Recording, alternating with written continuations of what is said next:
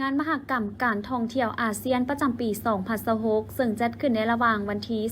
25-31 มังกร 2026 ที่เซบู ประเทศฟิลิปปินส์ในบรรดาประเทศสมาชิกอาเซียน ได้รับรางวัลทั้งหมด 211 รางวัล ในนี้สาธารณรัฐประชาธิปไตยปราศจากลาวเฮาได้รับรางวัลมาตรฐานการท่องเที่ยวอาเซียน 21 รางวัล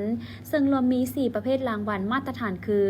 รางวัลมาตรฐานโรงแรมเขียวอาเซียน รางวัลมาตรฐานเมืองท่องเที่ยวสะอาดอาเซียน รางวัลมาตรฐานสถานที่จัดงานอาเซียน รางวัลการท่องเที่ยวแบบยืนยงอาเซียน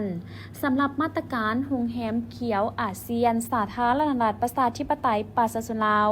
ได้รับ5รางวัลคือโรงแรมสุภัตตาเฮอริเทจนครหลวงเวียงจันทน์โรงแรมเดอะแกรนด์หลวงพระบางแขวงหลวงพระบางโรงแรมอมารีเวียงจันทน์นครหลวงเวียงจันทน์โรงแรมยูหลวงพระบางแขวงหลวงพระบางโดนฟุกรีสอร์ทนครหลวงเวียงจันทน์รางวัลมาตรฐานเมืองท่องเที่ยวสะอาดอาเซียนสปป.ลาวได้รับ4รางวัลคือนครไก่สอนพรหมวิหารแขวงสวรรณเขตนครปากเซแขวงจำปาสักนครหลวงพระบางแขวงหลวงพระบางเมืองเวียงไซแขวงหัวพันรางวัลมาตรฐานสถานที่จัดงานอาเซียนสปป.ลาวได้รับ10รางวัลคือประเภทสถานที่จัดกล่องประชุม5รางวัลโรงแรมฮอลิเดย์อินนครหลวงเวียงจันทน์โรงแรมสุภัตตาเวียงจันทน์นครหลวงเวียงจันทน์โรงแรมราชวงศ์วันด้าวิสตานครหลวงเวียงจันทน์โรงแรมเมืองแท่งลักเซอรี่เวียงจันทน์นครหลวงเวียงจันทน์โฮสประชุมแขวงอัตตปือส่วนประเภทสถานที่จัดงานเทศกาล5รางวัลโรงแรมสุภัตตาเวียงจันทน์นครหลวงเวียงจันทน์โรงแรมเดอะแกรนด์หลวงพระบางแขวงหลวงพระบางศูนย์การค้าเวียงจันทน์เซ็นเตอร์นครหลวงเวียงจันทน์โรงแรมเมืองแท่งลักเซอรี่เวียงจันทน์นครหลวงเวียงจันทน์สถานที่จัดงานเทศกาลตาดเลาะแขวงสารวันรางวัลการท่องเที่ยวแบบยืนยงอาเซียนสปป.ลาวได้รับ2รางวัลคือหอพิพิธภัณฑ์แห่งชาติแขวงหลวงพระบางเป็นรางวัลสำหรับผลิตภัณฑ์การท่องเที่ยวในตัวเมืองน้ำกัดยอละป่าแขวงอุดมไซเป็นรางวัลสำหรับผลิตภัณฑ์การท่องเที่ยวเขตชนบทนอกนี้สปป.ลาวยังได้รับรางวัลอีก38รางวัลซึ่งจะมีพิธีมอบรางวัลทั้งหมดนี้รวมกันอีกครั้งอยู่ภายในประเทศในเดือนกุมภาพันธ์นี้เพื่อเป็นการย่องยอชมเชยทุกภาคส่วนที่ได้รับรางวัลอันทรงเกียรตินี้ถึงแนวใดก็ดีในงานมอบรางวัลมาตรฐานการท่องเที่ยวอาเซียนประจำปี 2026 ครั้งนี้ได้มีการมอบรางวัลให้ภาคส่วนต่างๆจากภาครัฐภาคธุรกิจและผู้ประกอบการชุมชนท้องถิ่นซึ่งผล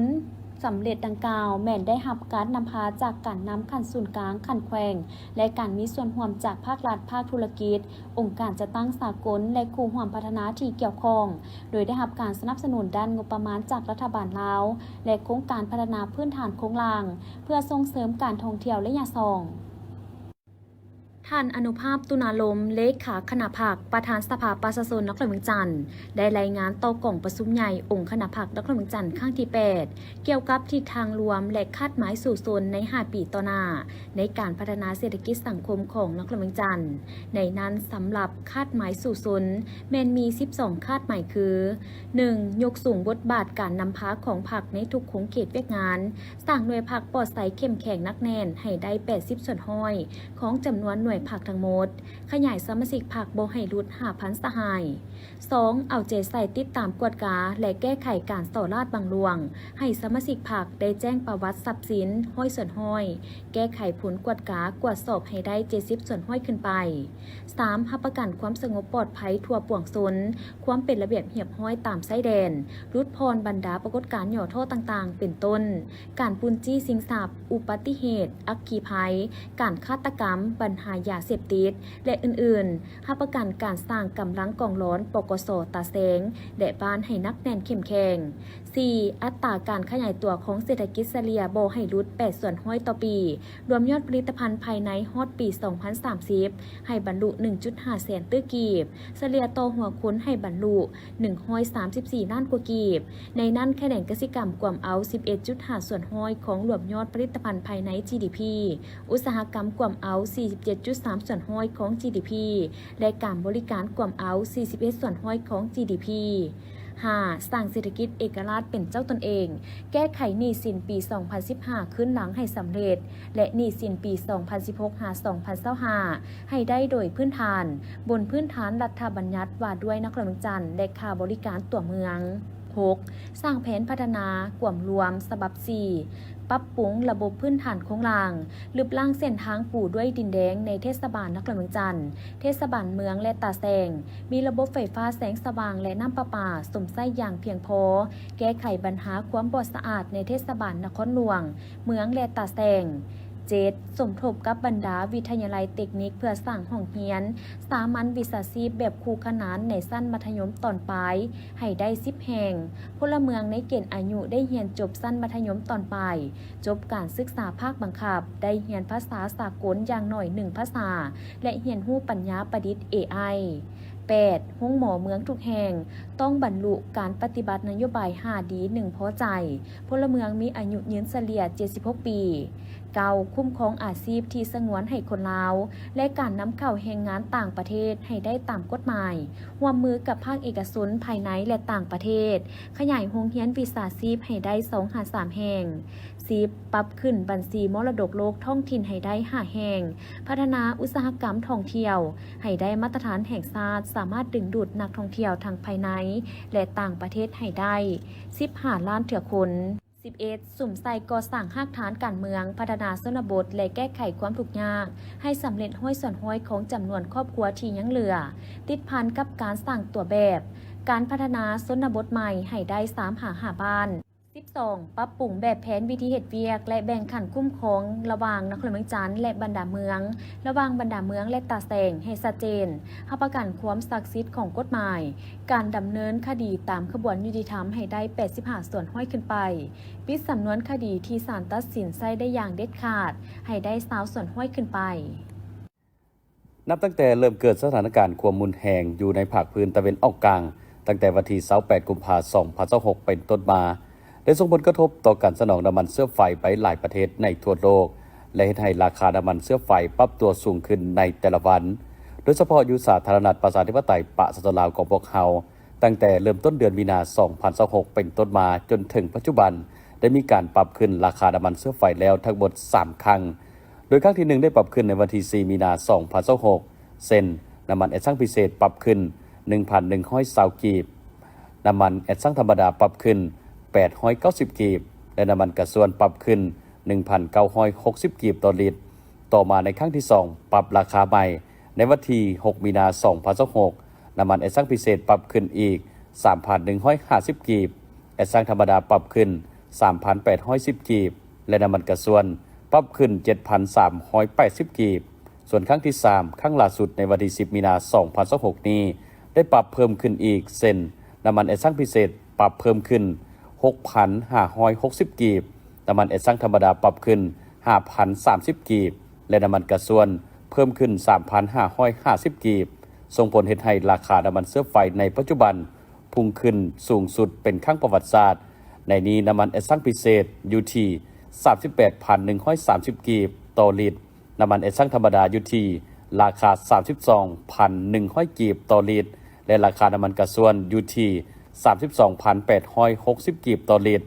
ซึ่งตั้งแต่เริ่มต้นเดือนจนถึงปัจจุบันก็คือวันที่10มีนาคม2026นี้ราคาน้ำมันแอสซังพิเศษได้มีการปรับขึ้นทั้งหมด 10,830 กีบน้ำมันแอสซังธรรมดาปรับขึ้น 9,730 กีบและน้ำมันกระส่วนปรับเพิ่มขึ้น 12,890 กีบสูงเป็นประวัติศาสตร์หัตถกรรมจักสานปั้นนาโนเมืองไซเศรษฐานนครเมืองจันทร์แม่นเป็นอาชีพดั้งเดิมของประชาชนในเขตดังกล่าวที่มีความเป็นมาแต่ดนนานสืบทอดจากหุ้นปู่หุ้นยาสู่หุ้นพ่อแม่มาหุ้นลูกหลานปัจจุบันประชาชนบ้านนาโนมีทั้งหมด400กว่าครอบครัวในนั้น40ส่วนห้อยได้ถือเอาหัตถกรรมจักสานเป็นอาชีพหลักผลิตภัณฑ์จักสานหลักๆแม่นม้วย1ข้าวนอกนั้นก็มีผลิตภัณฑ์อื่นๆตามการสั่งซื้อของลูกค้าปี2021ครอบครัวที่เฮ็ดหัตถกรรมจักสานจำนวน28ครอบครัวได้รับทุนกู้ยืมจากกองทุนส่งเสริมจุลวิสาหกิจขนาดน้อยและกลางหรือทสวผ่านสถาบันการเงินจุลภาคที่รับเงินฝากประตูคำรวมมูลค่า140ล้านกีบครอบครัวรับเงินต่ำสุด2ล้านกีบสูงสุด9ล้านกีบในอัตราดอกเบี้ย1ส่วนห้อยต่อเดือนหรือ12ส่วนห้อยต่อปีเพื่อเป็นทุนหมุนเวียนซื้อวัตถุดิบผลิตสินค้าเป็นต้นแมนไม้ไผ่เสือกหวายและอื่นๆ ก่อนได้รับทุนจากกองทุนส่งเสริมจุลวิสาหกิจขนาดน้อยและกลางแม้นได้นำใช้ทุนตัวเองและกู้ยืมเงินน้ำกองทุนบ้านในอัตราดอกเบี้ย 2.5 ส่วนห้อยต่อเดือนแต่ก็ยังพบความยุ่งยากด้านทุนฮ้อนขาดสภาพคล่องต้องผลิตสินค้าขายได้รับเงินก่อนจึงสามารถซื้อวัตถุดิบมาผลิตใหม่ได้และผลผลิตก็ได้น้อยสามารถผลิตได้เพียง30หน่วยต่อการขาย1รอบภายหลังที่ได้รับทุนจากกองทุนส่งเสริมจุลวิสาหกิจขนาดน้อยและกลางเฮ็ดให้มีสภาพคล่องหลายขึ้นมีทุนหมุนเวียนเก็บซื้อวัตถุดิบไว้ผลิตสินค้าได้เพิ่มขึ้นจากเมื่อก่อนซึ่งสามารถผลิตสินค้าได้100หา200หน่วยต่อรอบและก็สามารถผลิตได้เป็นประจำบ่ขาดส่วงสร้างรายรับให้แก่ครอบครัวเฉลี่ย3ล้านกีบต่อเดือนทานสีสมบัติไสยสอนเจ้าของห้านได้ให้สัมภาษณ์ว่าการตั้งสื่อห้านเจ้น้อยนาแม้นได้มาจากสื่อของลูกสาวเนื่องจากเป็นคนที่มากินข้าวปุ้นเจียวขิงเป็นพิเศษจึงเกิดแนวคิดนำสิ่งที่อยู่ใกล้ตัวและสิ่งที่หักมาพัฒนาเป็นธุรกิจครอบครัวการเลือกเปิดห้านอยู่สถานที่งานของตนเองเป็นการลดผ่อนต้นทุนค่าใช้จ่ายและเป็นจุดที่เหมาะสมเนื่องจากอยู่ใกล้วัดไหคำเป็นบอนที่ประชาชนเข้าออกเป็นประจำมาเกือบปลายอยู่วัดแห่งนี้นับแต่เปิดให้บริการมาห้านข้าวปุ้นเจ้าขิงเจ้น้อยนาได้รับการต้อนรับจากลูกค้าเป็นอย่างดีโดยมีทั้งลูกค้าเก่าและใหม่ผู้ที่เดินทางผ่านไปมาแวะเข้ามารับประทานอย่างต่อเนื่องเฮ็ดให้ห้านสามารถมีรายได้ประจำและดำรงกิจการได้อย่างมั่นคงเฉพาะเมนูอาหารของห้านนอกจากข้าวปุ้นเจ้าขิงซึ่งเป็นเมนูหลักแล้วทางห้านยังมีอาหารตามสั่งอีกหลากหลายรายการเพื่อรองรับลูกค้านอกนั้นทางห้านยังให้ความสำคัญเป็นพิเศษโดยเฉพาะวัตถุดิบบ่ว่าจะเป็นประเภทปลาไก่และข้าวปุ้นแม่นต้องสดใหม่ทุกมื้อเพื่อรักษาคุณภาพและความสะอาดของห้านเจ้าสบายดีข้าพเจ้าชื่อศรีสมบัติไสยสอนเจ้าของห้านข้าวปุ้นเจ้าขิงไหคำเนาะถือว่าริเริ่มในการเปิดแรงบันดาลใจในการเปิดห้านข้าวปุ้นก็คือในช่วงโควิดเนาะถือว่าข้าพเจ้ามีโอกาสได้เฮ็ดศาลาตัวนั้นเนาะแล้ววันนี้แหละพอดีช่วงโควิดช่วงที่1และช่วงที่2เขาเจ้าเปิดเนาะเปิดให้ไปแล้วข้าพเจ้าได้ไปก็มีโอกาสได้พาครอบครัวไปเล่นเนาะก็ไปกินข้าวปุ้นอยู่ทินตมฮั่น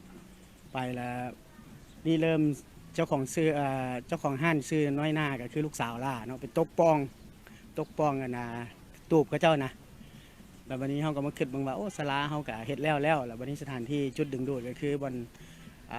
เป็นบ่อนเกลือปลาของเมืองไสยฐานนี่เนาะถือว่าเป็นจุดเด่นในการที่ว่าคนที่ว่ามาเล่นมาเที่ยวเนาะมาเกลือปลาบ่ว่าจะเป็นภายในเมืองภายในนครหลวงฮอดต่างแขวงเนาะถือว่าเฮาไปต่างแขวงก็มีโอกาสได้ว่าเขาเจ้าว่าบ่อนเกลือปลาก็ถือว่าเป็นชื่อเสียงที่ว่าโด่งดังเนาะฉะนั้นเฮาก็มีแรงบันดาลใจว่าลูกค้าก็น่าจะบ่ซอกยากหลายฉะนั้นก็เลยว่าตัดสินใจล้มกับครอบครัวก็เลยว่าสร้างห้านข้าวปุ้นขึ้นมาเนาะโดยเอาซื้อก็คือซื้อลูกสาวกกฮั่นอายุแท้11 ปีแต่ว่าตอนนั้นในช่วงนั้นเพิ่นเล่น Facebook เนาะแบบว่าในช่วงโควิดแบบว่าไปใส่บ่ได้เด้ก็มีแต่มาไล่สดเล่นอย่างแล้วเพิ่นเอิ้นเพิ่นเองว่าเจ้น้อยนาก็เลยว่าลงกับครอบครัวแล้วก็ได้ซื้อห้านข้าวปุ้นเจ้น้อยนานี่ขึ้นมาเนาะเฮาเปิดแท้ๆกันในช่วงปี2019ประมาณกลางๆปีมาแล้วมาช่วงนึงก็ได้เบรกแล้วก็ขายออนไลน์ได้แต่ก็มาเปิดช่วงลักๆแท้ๆก็ช่วงเพิ่นเปิดปล่อยให้คนไปมาเนาะโควิดที่ว่าเป็นประกาศเนาะที่ว่าอันนั้นวันนี้แต่ก่อนเห็นมันอยู่ฟาร์มนั้นพอเพียงแต่มีแต่2ตูบ3ตูบแล้วหลังจากนั้นตะกี้พอดีดินตอนนี้เพิ่นสิง่ายออกเฮาก็เลยว่ามาจับจองเอาดินตอนนี้ก็เลยมาสร้างตูบอีกประมาณ9ตูบก็ตะกี้ก็แถวนี้แท้เฮ็ดเป็นเดินบุญเนาะก็คิดว่า9ตูบแล้วก็นั่งลิ้นบุญตีบุญไปน้ำแต่เวลาเฮามาเฮ็ดแล้วล่ะถือว่ามันก็ตอบโจทย์ลูกค้าก็ค่อนข้างว่าหลายก็หลักๆก็คือว่าละคนมานี่จะมาซอกกินข้าวฉะนั้นเฮาก็เลยว่าได้ขยายจากเฮ็ดเดินบุญแล้วก็ได้มาเฮ็ดเป็นเพิ่มเป็นโต๊ะถึงมาฮอดปัจจุบันเนาะถือว่าลูกค้าก็ค่อนข้างคือว่าหลายสมควรเนาะเป็นต้นคือเสาร์อาทิตย์นี่ถือว่าจนว่ามุ้ยบ่นั่งเวลาจนเต็มเนาะมีโอกาสได้จองได้โทรจองประมาณนั้นเนาะนอกเหนือจากข้าวปุ้นเจ้าขิงเขาจะมีอาหารตามสั่งเป็นข้าวจานเดียวก็มีแล้วก็เป็นตำหลักๆก็จะเป็นเน้นตำเนาะเพราะว่าคือช่วงหนึ่งจะมี ปกติเฮาก็ตำเจียวขิงธรรมดาเนาะแล้วมียูทูบเบอร์บอกมาแต่ไทยเพิ่นมากินแล้วเพิ่นมารีวิวแล้วเดี๋ยวนี้จนกลายมาเป็นว่าตำเคจังประมาณนี้หลายๆคนจะมาถามว่ามาสั่งถามเป็นต้นเป็นทั้งฟังไทยเนาะฟังทางฟังพี่น้องทางเฮามาสั่งตำเคจังพนักงานยังงงอยู่ว่าไปมาแล้วก็ว่าเป็นตำเหมือนข้าวปุ้นเจียวขิงหันเจ้าสำหรับวัตถุดิบเนาะของเฮาก็ถือว่าจะเน้นเลยเนาะเป็นต้นคือปลาเนาะหลักๆเมนูหลักของห้านเนาะคือข้าวปุ้นเจียวขิงก็แม่นว่าเฉพาะปลาก็แม่นว่าเฮาจะสั่งมาแล้วมาขังไว้ไก่นี่เฮาก็จะสั่งเป็นมื้อมาเช่นเดียวกันแล้วก็เมนูอื่นๆคือกันเฮาก็ให้ซื้อมีกำหนดว่าเมื่อแล้วก็คือเสาร์เฉพาะคือบางคนมีแขกมาว่าเอ้าคือได้ขายดีคือบ่เพิ่มแต่เดี๋ยวนี้เฮาก็ถือว่าได้เบรกเนาะประมาณ 2-3 โมงเพื่อสุดๆก็ประมาณ 4 โมงก็ถือว่าเฮาก็ได้เบรกสำนั้นแม่นก็ปุ้นถือว่าบีบใหม่ถือว่าเฮาสั่งแป้งมาตั้งแต่ต้นฉบับเลยเนาะคือบันหอมจะมาส่งให้เฮาแล้วล่ะเอาแป้งมาบีบกับที่เลยถือว่าสุดถ้วยเขาเอิ้นบีบสุดต่อสุดเลยประมาณนี้จะบ่ได้บีบค้างไว้เจ้าข้าพเจ้าขอฝากน้ำท่านผู้ชมและท่านผู้ฟังเนาะเกี่ยวกับเรื่องสถานที่ห้านข้าวปุ้นเจียวขิงของพระเจ้าเนาะถือว่าติดกับบอนเกือบป่าวัดให้คำเลยที่ว่าเป็นปลายล้ายปลาขับปลาสวายเนาะเข้ามาในวัดเลยแล้วละเกือบป่าแล้วละจะกลับแนมกลับขึ้นมาแล้วจะอยู่เบื้องขวามือห้านของเขาจะเป็นเฮือน2 สั้นเนาะไปบ่ฮอดจอดบ่ถึงสามารถติดต่อโทรหาได้เนาะ55262926 55900606เจ้าพร้อมนั้นท่านสีสมบัติไสยศรยังให้ฮู้ตื่มอีกว่าในอนาคตทางห้านมีแผนจะพัฒนารูปแบบการบริการและเพิ่มเมนูอาหารให้หลากหลายขึ้นทางนี้ก็เพื่อเป็นการรองรับกลุ่มลูกค้าในอนาคตพร้อมทั้งเป็นการวางพื้นฐานธุรกิจของครอบครัวให้มีความมั่นคงในระยะยาวสำหรับท่านใดที่เดินทางผ่านเส้นทางดังกล่าวหรือมีแผนมาเกือบป่าอยู่วัดแห่งนี้ก็สามารถแวะมาชิมอาหารของทางห้านได้นอกจากบรรยากาศและอาหารของห้านแล้วทางห้านยังมีปลาแดกต่ำแซ่บไว้ให้บริการแก่ลูกค้าตื่มอีกซึ่งห้านตั้งอยู่บ้านไห่คำเมืองไซสิทธา นครหลวงจันทร์ได้จัดขึ้นในเมื่อวันที่ 4 กุมภาพันธ์ ปี 2026 สำนักงานใหญ่บริษัทลาวโทรคมนาคมมหาชนโดยการให้เกียรติเข้าร่วมของท่านสุพลจันทวิสัยผู้อำนวยการใหญ่บริษัทลาวโทรคมนาคมมหาชนพร้อมด้วยคณะอำนวยการคณะผู้บริหารกลุ่มบริษัทท่านสีจันทร์จิตตปัญญาหัวหน้ากรมกีฬาระดับสูงพร้อมด้วยบรรดาผู้ต่างหน้าจากคณะสหพันธ์กีฬาแห่งชาติและทีมนักกีฬาชาติลาวเข้าร่วมในการแข่งขันกีฬาซีเกมครั้งที่ 33 ผ่านมานี้นักกีฬาทีมชาติลาวสามารถสร้างผลงานได้อย่างน่าภาคภูมิใจโดยการยัดเหรียญรางวัลมาได้ทั้งหมด 39 เหรียญดังนั้นเพื่อเป็นการย่องยอสรรเสริญความมานะอดทนและความสามารถของนักกีฬาที่สร้างชื่อเสียงให้แก่ประเทศชาติทางกลุ่มบริษัทลาวโทรคมจึงได้มอบรางวัลสนับสนุนประกอบมีเงินเข้ากระเป๋าเอมันนี่ซิมการ์ดพร้อมแพ็กเกจ IR International Roaming รวมมูลค่าทั้งหมด460 ล้านกว่ากีบในโอกาสดังกล่าวทานเพชรสวรรค์เคินวิไลห้องฝ่ายการตลาดการขายได้กล่าวว่าการมอบรางวัลในครั้งนี้บ่เพียงแต่เป็นการตอบแทนความทุ่มเทของนักกีฬาทุกท่านที่ได้สู่สนเพื่อชาติลาวแต่ยังเป็นการยืนยันถึงความมุ่งมั่นของลาวโทรคมในการเป็นส่วนหนึ่งของการพัฒนาวงการกีฬาลาวให้ก้าวไกลและสร้างแรงบันดาลใจให้แก่เยาวชนรุ่นหลังในโอกาสเดียวกันนี้ต่างหน้าสหพันธ์กีฬาแห่งชาติลาวและนักกีฬาก็ได้แสดงความขอบใจอย่างสูงมายังลาวโทรคมที่ได้ให้การสนับสนุนและอยู่เคียงข้างวงการกีฬาลาวโดยตลอดมาซึ่งรางวัลในครั้งนี้จะเป็นกำลังใจอันสำคัญให้แก่นักกีฬาพร้อมพัฒนาตนเองเพื่อผลงานที่ดีขึ้นในเวทีสากลต่อๆไป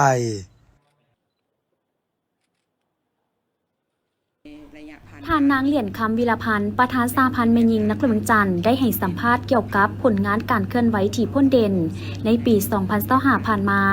ที่สามารถจัดตั้งปฏิบัติได้ซึ่งได้เน้นหนักถึงบทบาทสำคัญของแม่หญิงในการปกป้องสิทธิผลประโยชน์อันชอบธรรมของแม่หญิงและเด็กการพัฒนาแม่หญิงการส่งเสริมความก้าวหน้าของแม่หญิงการสร้างอาชีพเพื่อแก้ไขความทุกข์ยากและการมีส่วนร่วมในวันสำคัญต่างๆของพรรคของชาตินอกจากนี้ยังได้ยกให้เห็นบทบาทอันเป็น เสนาธิการที่เข้มแข็งให้แก่องค์คณะภาคและองค์การปกครองนครหลวงจันทร์โดยเฉพาะแมนการศึกษาอบรมการเมืองแนวคิดให้แก่ทันแถวเอ้ยน้องแม่หญิงให้กำได้แนวทางนโยบายของภาครัฐกฎหมายและระเบียบการต่างๆในระยะผ่านมาเนาะพวกเขาก็ได้มีเวียกงานหลายอันที่พ้นเด่นที่ติดพันเนาะก็เป็นพวกเขากับประกอบส่วนอยู่ในเวียกงานตัว2วาระแห่งชาติโดยเฉพาะมันก็เว้าถึงการแก้ไขความทุกข์ยากเนาะการสร้างให้น้องแม่หญิงของพวกเขามีเวียกเหตุงานทำหรือว่าสร้างอาชีพให้น้องแม่หญิงที่สามารถปลูกเลี้ยงกินเองโดยที่พวกเขากับบ่ได้เสียเงินไปออกตลาดหันเขาก็ว่าเป็นการสร้างเศรษฐกิจหรือว่าการสร้างอาชีพที่มีติดโตให้กับเจ้าเนาะอันนี้ก็เป็นการประกอบส่วนทางเรื่องการตัวที่เว้าถึงการเว้าเรื่องเศรษฐกิจที่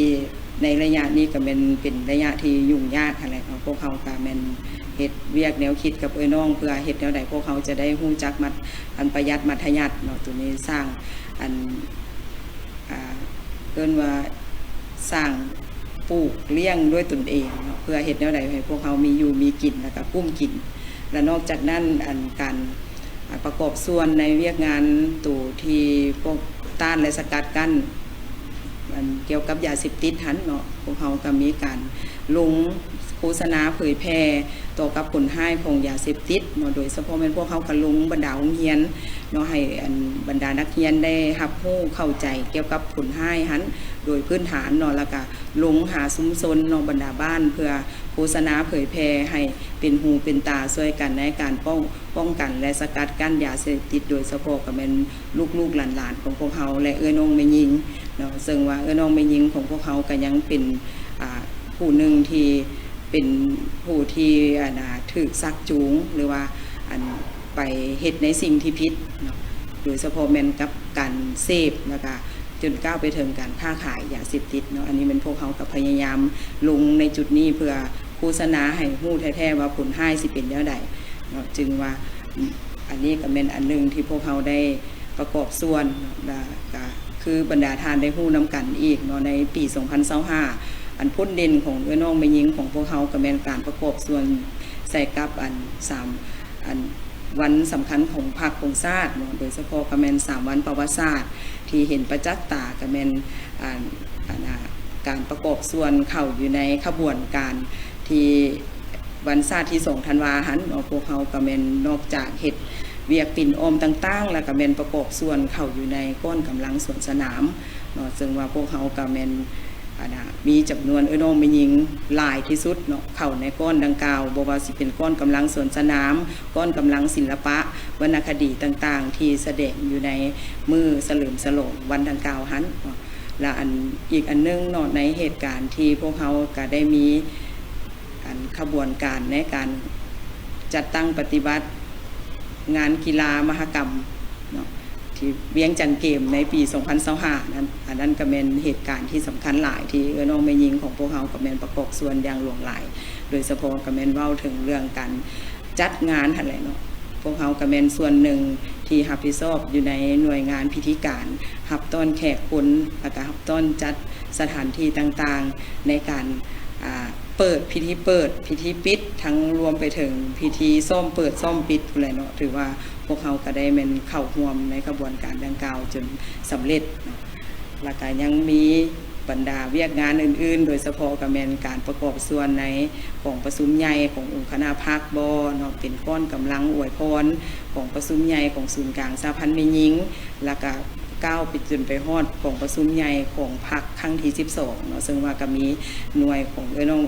บรรดาจำนวนน้องแม่หญิงที่เข้าประกอบส่วนในเวียกงานดังกล่าวท่านนางเหรียญคำวิรพันธ์ยังได้กล่าวตื่มว่าทั้งหมดนั้นคือผลสำเร็จอันพ้นเด่นของปี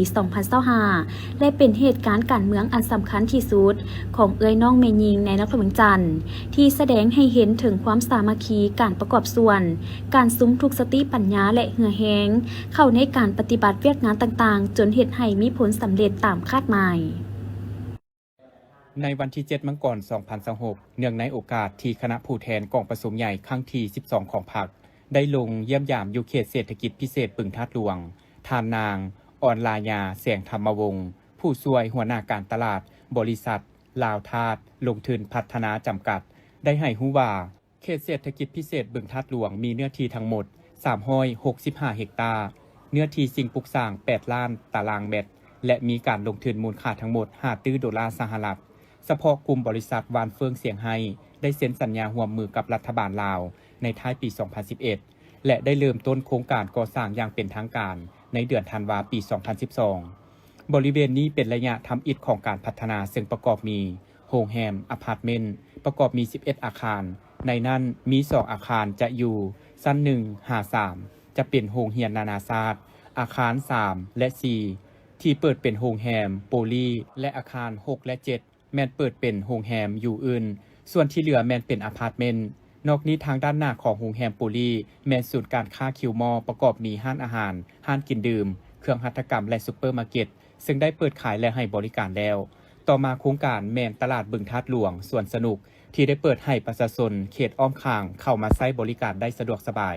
ปัจจุบันเขตเศรษฐกิจพิเศษบึงธาตุหลวงมี3โครงการใหญ่ที่เล็งใส่การพัฒนาก็คือโครงการสร้างสนามกอล์ฟ18หลุมโครงการก่อสร้างปกครองนครหลวงและสร้างพระพุทธรูปขนาดใหญ่ใจกลางบึงสูงประมาณ129เมตร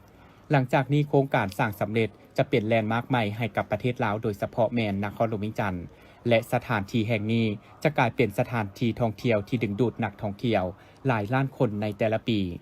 นอกนี้ยังมีโครงการที่กำลังนอนอยู่ในขั้นตอนดำเนินงานและซอกนักลงทุนประกอบมีอพาร์ตเมนต์สำหรับนักการทูตโครงการตึกแฝดศูนย์การค้าสากลบึงธาตุหลวงถนนคนยางและตลาดกลางคืนและอื่น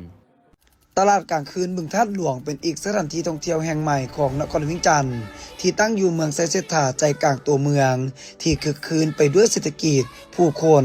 การท่องเที่ยวและการค้าการบริการเป็นจุดศูนย์รวมของคนที่มักสีสันในตอนค่ำคืน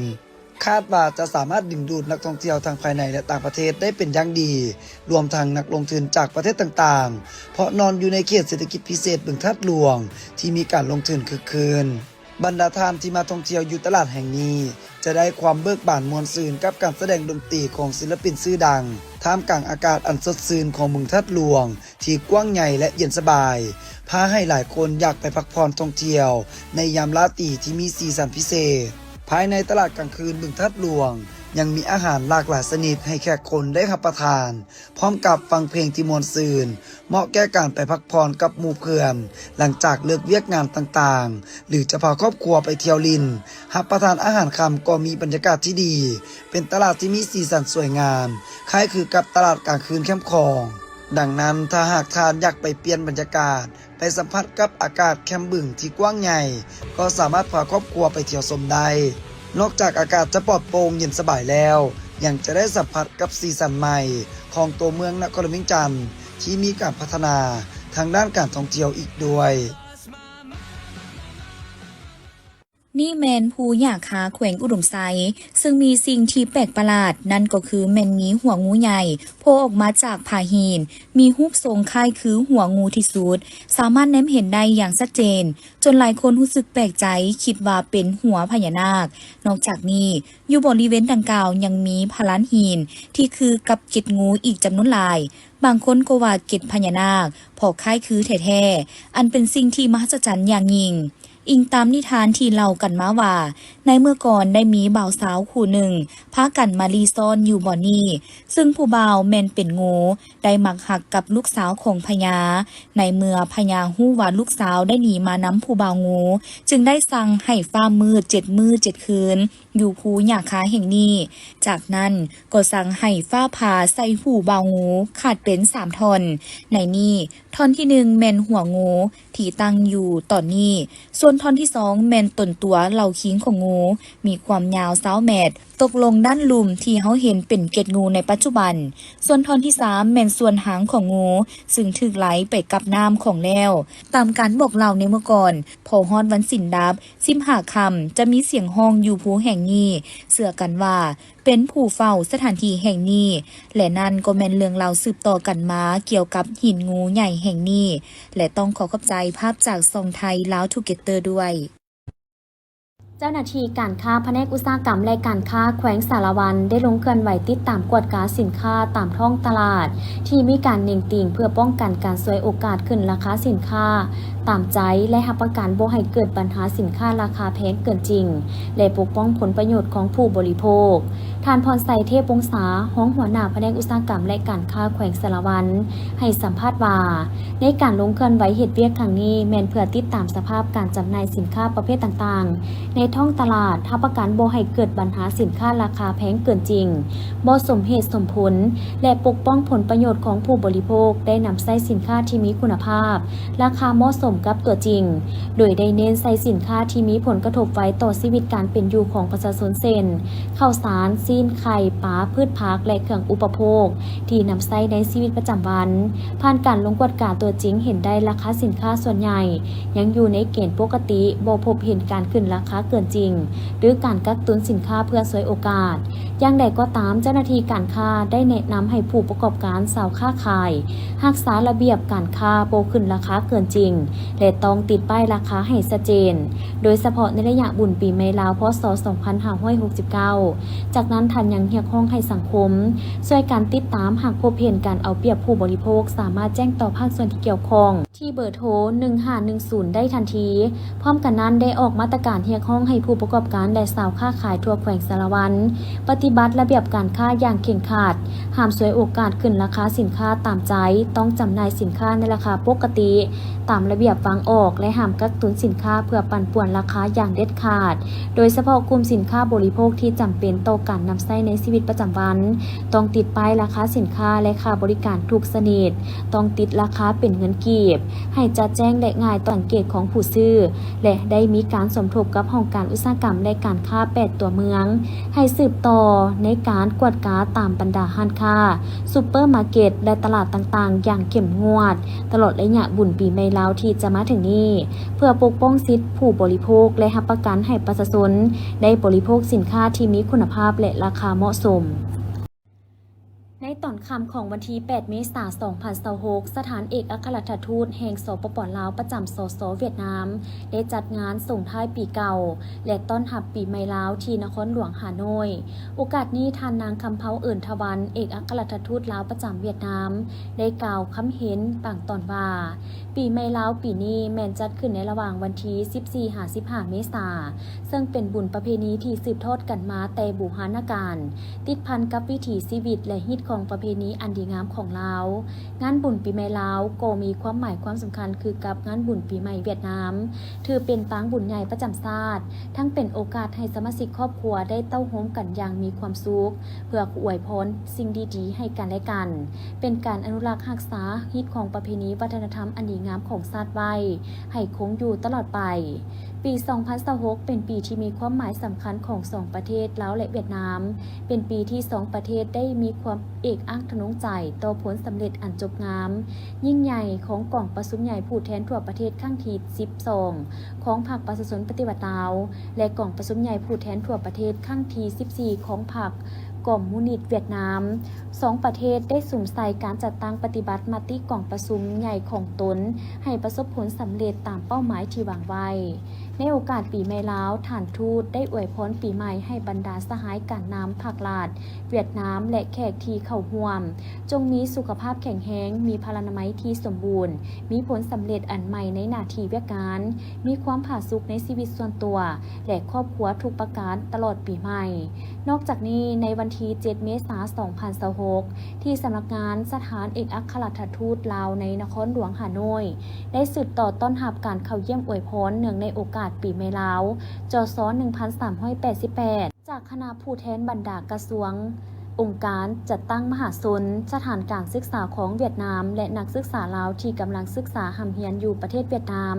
โดยการให้เกียรติต้อนรับของท่านนางคำเภาเอิญทวันเอกอัครราชทูตวิสามัญผู้มีอำนาจเต็มแห่งสปป.ลาวประจำสส.เวียดนามพร้อมด้วยคณะนำสถานทูตลาวการเข้าอวยพรปีใหม่ประจำชาติของลาวมีคือกระทรวงป้องกันประเทศแห่งสส.เวียดนามคณะโฆษณาศึกษาและคนขวยศูนย์กลางกระทรวงวัฒนธรรมกีฬาและท่องเที่ยวสำนักงานข่าวสารเวียดนามห้องว่าการศูนย์กลางพรรคกอมมิวนิสต์เวียดนามศูนย์กลางสหพันธ์แม่หญิงเวียดนามสหพันธ์บรรดา การจัดตั้งมิตรภาพฮานอยสมาคมสหพันธ์สาวหนุ่มเวียดนามนอกนั้นยังมีกระทรวงศึกษาและก่อสร้างกระทรวงยุติธรรมแขวงเซินลาแขวงหึงเอียนวารสารก่อสร้างผักแขวงกวางบิงแขวงเดียนเบียนแขวงเหล่ากายห้องหมอทหารศูนย์กลาง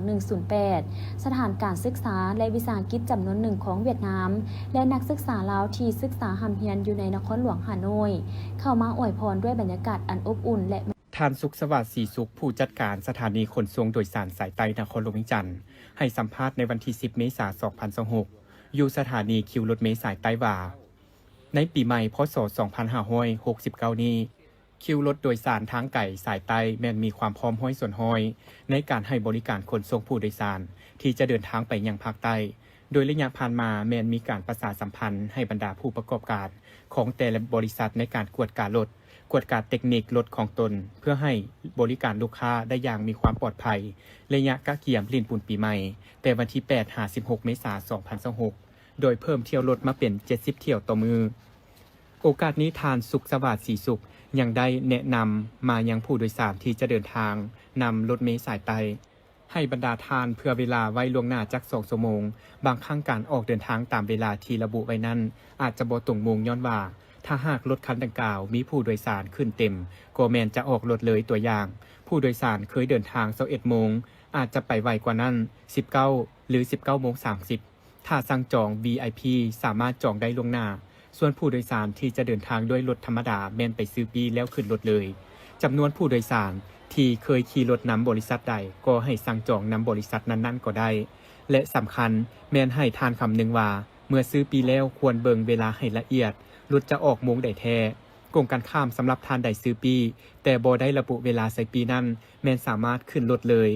ขอฝากนำทานผู้โดยสารว่าถ้าหากบ่ได้ใจหรือบ่พร้อมจะเดินทางในเวลาใดแท้บ่ควรเอาเครื่องขึ้นรถเถื่อเพราะว่าเครื่องและผู้โดยสารอาจจะบ่ได้ไปพร้อมกับรถคันดังกล่าวถ้าหากว่ากรณีผู้โดยสารอยากขึ้นกลางทางก็ควรเบิ่งว่ารถคันดังกล่าวเต็มแล้วบ่ถ้าหากเต็มแล้วก็ควรจะรอท่าคันที่มาตามหลังเพราะว่ารถจะแล่นทุกๆ15 ชั่วโมงหรือทุกๆ20 นาทีรายละเอียดสอบถามได้กับทางสถานีโอกาสปีใหม่ลาว 2026 ทานสุขสวัสดิ์ศรีสุขได้ฝากอวยพรมายังทานผู้โดยสารทุกๆทานจงมีสุขภาพแข็งแรงประสบผลสำเร็จในหน้าที่การงานสมปรารถนาทุกประการปีใหม่ขอให้มีแต่สิ่งดีๆเข้ามาในชีวิตของพวกท่านด้วยเนื่องในโอกาสส่งท้ายปีเก่าพศ 2568 และต้อนรับปีใหม่พศ 2569 ซึ่งปีนี้ตรงกับวันที่ 14-16 เมษายน 2026 ที่จะได้มีการเฉลิมฉลองกันอย่างยิ่งใหญ่ในทั่วประเทศซึ่งเนื่องในโอกาสก่อนปีใหม่และวันปีใหม่ลาวของทุกๆปีบรรดาการนำภาครัฐทหารตำรวจองค์กรทางสังคมตลอดฮอดถึงพ่อแม่ประชาชนบรรดาเผ่าจะได้ให้การอวยพรซึ่งกันและกันคือดังมูลนิธิสุดาภรณ์เพื่อช่วยเหลือสังคมตั้งหน้าโดยท่านนางสุดาภรณ์วังหานประธานมูลนิธิก็ได้ถือโอกาสสำคัญนี้กล่าวคำอวยพรต่อการนำภาครัฐและการนำกระทรวงป้องกันประเทศที่ให้การซี่นำพามูลนิธิสุดาภรณ์เพื่อช่วยเหลือสังคมจนได้มีผลสำเร็จในการเคลื่อนไหวลงช่วยเหลือสังคมตลอดมาในโอกาสปีใหม่นี้ข้าพเจ้าตั้งหน้าให้มูลนิธิทีมงานขออวยพรใจให้การนำภาครัฐจงมีแต่ความสุขความเจริญสุขภาพแข็งแรงมีความสุขส่วนตัวพร้อมโดยครอบครัวตลอดหอดเวียกงานสิโตซื้อนำพาเวียกงานมูลนิธิสุดาภรณ์เพื่อช่วยเหลือสังคมอีกจังหนึ่งข้าพเจ้าขออวยพรใส่ให้การนำกระทรวงป้องกันประเทศถุยซื้อนำเบียกงานของมูลนิธิสุดาภรณ์เพื่อช่วยเหลือสังคมผ่านมาข้าพเจ้าก็ได้ดำเนินเฮ็ดเบียกเคลื่อนไหวตามพระราชบทบาทของมูลนิธิที่เคลื่อนไหวกับกองทัพช่วยเหลือสังคมมาโดยตลอดบางอย่างยิ่งว่าปีใหม่นี้ให้ขออวยพรใจให้การนำภาครัฐจงมีสุขภาพแข็งแรงสืบต่อสินนำพาให้มูลนิธิเจริญก้าวหน้าขึ้นไปเรื่อยๆให้เข้มแข็งไปเทื่อละก้าวแล้วคือผ่านมาก็ช่วยเหลือสังคมก็คือเว้าเรื่องการสร้างโครงการ ให้กองพัน63ของกองทัพแล้วก็สืบต่อแล้วก็จะพัฒนาที่ตัวใดสิว่ายังบ่แล้วก็สืบต่อตัวเก่าแล้วก็บางแผน5 ปี 10 ปีมันก็ตัวใดสิว่ามันยังคล้ายๆยังบ่ตกก็ต้องได้สืบต่อแต่ละอันแต่ละอย่างจากปือผ่านมานี่ก็ช่วยเหลือเรื่อง194ของพนักงานบำนาญมักเฮ็บตกแล้วก็ลงไปผ่านมานี้มูลนิธิก็คือตัวข้าพเจ้าเองก็จะสืบต่อแล้วก็คำมันสัญญานั่นก็ถือว่าจะเฮ็ดให้มันดีที่สุดเท่าที่แห้งที่เฮ็ดได้เคลื่อนไหวได้ก็จริงเฮ็ดหยังก็อย่าจะต้องทิศชี้นำของภาครัฐแต่ทิศชี้นำของภาครัฐบาลจะสืบต่อพัฒนาตัวเองนะแล้วก็เพื่อระดมทุนเข้ามาให้บ่ว่าแต่การลงทุนบ่ว่าแต่ในนามช่วยเหลือสังคมก็สิพยายามเฮ็ดให้มันดีที่สุดตามพระราชบัญญัติที่ภาครัฐเพิ่นได้มอบให้หน้าที่นั้น นอกนี้ประธานมูลนิธิยังได้ฝากความเป็นห่วงเป็นใยไปยังพ่อแม่ประชาชนลาวบรรดาเผ่าจงพร้อมกันเฉลิมฉลองบุญปีใหม่ลาวอย่างมีความสุขและคำนึงถึงระเบียบกฎหมายทั้งรักษาฮีตของประเพณีอันดีงามของชาติลาวไว้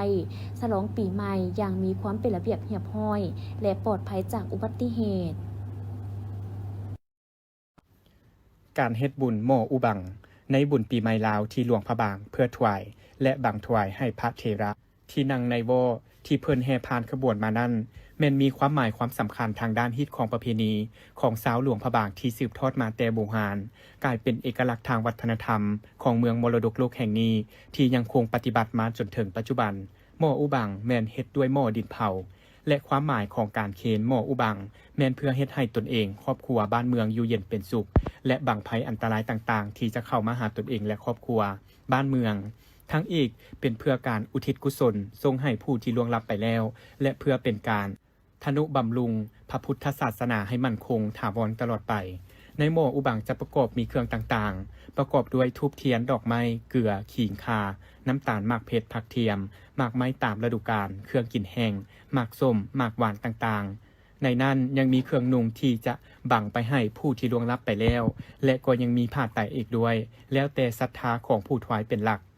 หลังจากนั้นเพิ่นจะนำเจียหรือผ้าขาวมาปิดบังปากหม้อ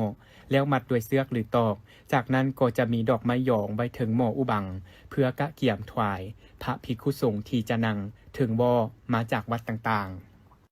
กล่องประชุมเผยแพร่ทางด้านข้อมูลการประเมินสภาพเศรษฐกิจของสปป.ลาวประจำปี 2026 จัดขึ้นในวันที่ 10 เมษายน 2026 โดยการเป็นประธานของท่านนางกาวิตา ไอเยนกา ผู้รักษาการหัวหน้าห้องการธนาคารพัฒนาอาซีประจำลาว พร้อมทั้งเสี่ยวสารด้านเศรษฐกิจอาวุโส ADB มีบรรดากระทรวงธนาคารและคู่ร่วมที่เกี่ยวข้องเข้าร่วม ท่านนางแซนนีแคมเบลหัวหน้าห้องการ ADB ประจำลาวได้ให้รู้ว่าสปป.ลาวได้มีความคืบหน้าที่สำคัญในการฟื้นฟูเสถียรภาพทางด้านเศรษฐกิจมหาภาคด้วยการลดอัตราเงินเฟ้อลงเพิ่มการส่งออกและเพิ่มคลังสำรองเงินตราต่างประเทศด้วยความเสี่ยงของโลกที่สูงขึ้นการหันเอาความคืบหน้านี้ไปสู่ผลประโยชน์ที่ยืนยงให้แก่ประชาชนลาวจำเป็นต้องมีการรักษาวินัยทางด้านการเงินอย่างต่อเนื่องเร่งการปฏิรูปรัฐวิสาหกิจโดยเฉพาะแมนแขนงพลังงานและเพิ่มการลงทุนเข้าใส่แขนงการที่มีประสิทธิภาพและทนทานต่อสภาพการเปลี่ยนแปลงดินฟ้าอากาศ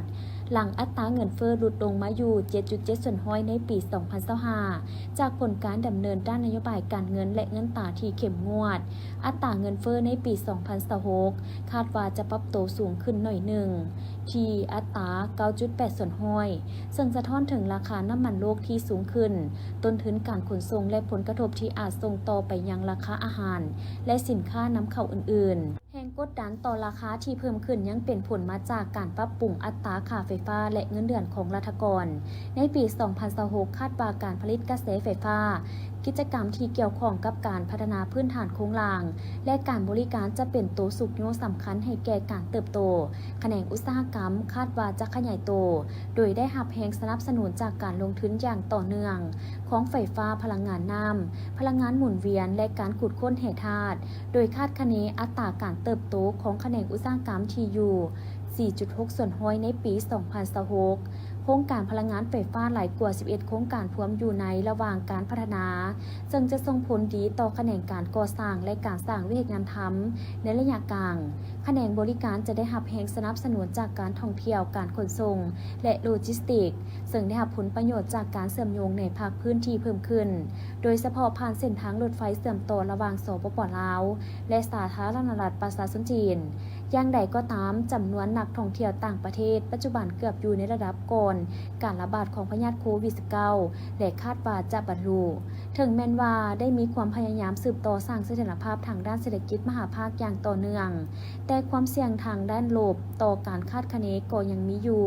ความเสี่ยงด้านการเงินยังจะเพิ่มขึ้นตื่มเนื่องจากหนี้สินที่อาจจะเกิดจากบรรดารัฐวิสาหกิจโดยเฉพาะแขนงพลังงานซึ่งอัตราค่าไฟฟ้าต่ำกว่าต้นทุน